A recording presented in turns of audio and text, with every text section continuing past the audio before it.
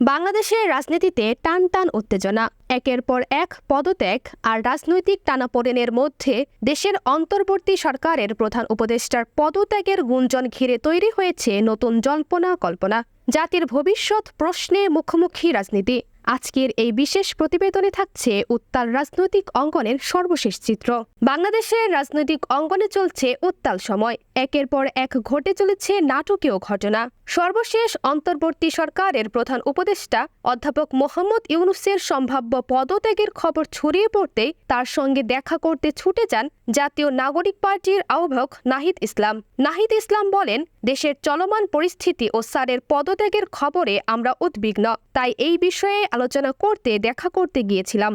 সাক্ষাতে প্রধান উপদেষ্টা জানান, আমি যদি কাজ করতে না পারি তাহলে থেকে কি লাভ? আমাকে তো আনা হয়েছিল গণ অভ্যুত্থানের পর দেশের সংস্কারের জন্য, কিন্তু এখন আমি জিম্মি। বাংলাদেশের রাজনৈতিক আকাশে জমে উঠেছে কালো মেঘ।